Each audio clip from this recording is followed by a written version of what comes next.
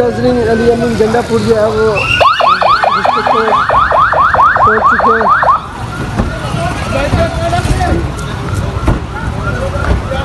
अली अमीन गंडापुर जो है वो कोर्ट में पहुँच चुके हैं। नाज़रीन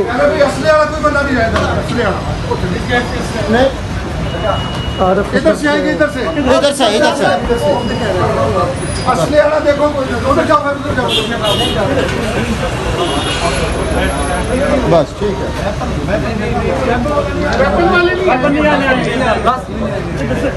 जी नाज़रीन अली अमीन गंडापुर जो है वो पहुँच चुके हैं।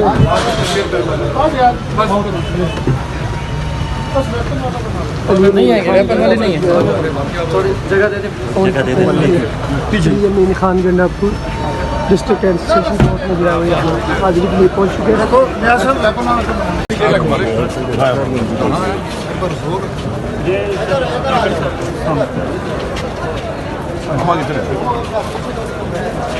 गंडापुर साहब का पॉलिटिकल विक्टिमाइजेशन कब तक खत्म होगी, क्या कहेंगे इस हवाले से? कहते हैं हर अंधेरी रात के बाद इंशाल्लाह सवेरा होता है। इंशाल्लाह वो सवेरा आप जल्द देखेंगे।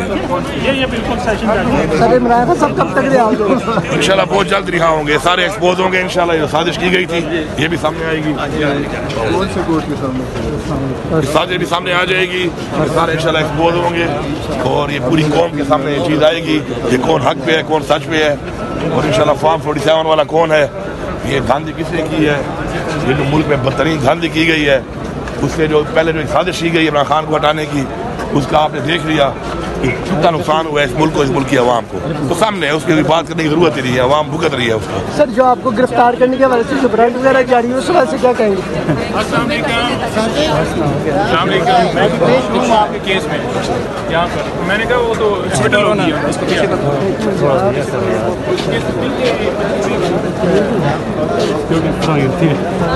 हो गया ना, किधर जाना सही एक्शनरी तो ना लो ना।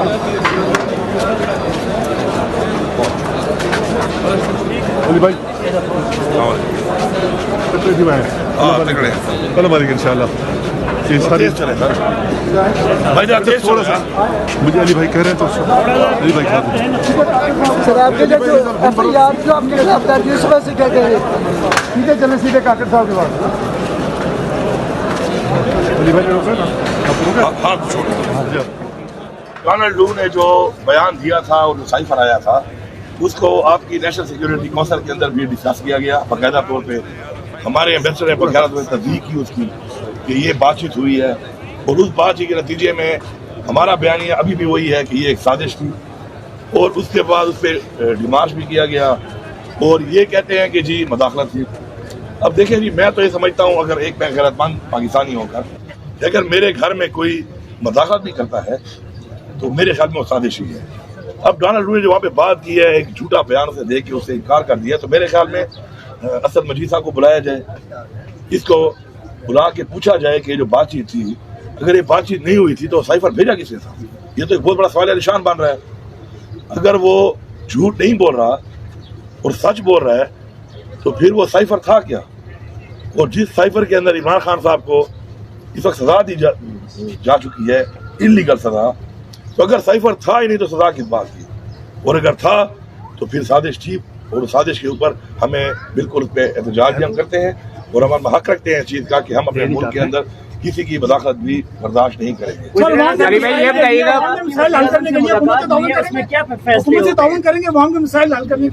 देखिए जी, हमारी जो अपनी हुकूमत है माशाल्लाह मखसूस है, हम आवाम के मसाइल हल भी कर रहे हैं। हमने हेल्थ कार्ड शुरू कर दिया है, हम इंशाल्लाह फलाई काम और भी कर रहे हैं, तरक्याती काम भी हम करेंगे और उसके लिए जो हमारे उन्होंने पैसे देने हैं वो हमारा हक है और अपना हक हम मांग रहे हैं, इंशाल्लाह हम लेंगे इनसे अपना हक। बाकी ये जो हुकूमत बनी हुई है ये मैंडेट के बगैर है, अवाम ने इनको वोट नहीं दिया, मैंडेट चोरी हुआ है। हमारी अपील भी है और हमारा इस पर एहतजाज भी है और हम करते रहेंगे कि इसको बाकायदा तौर पर देखा जाए।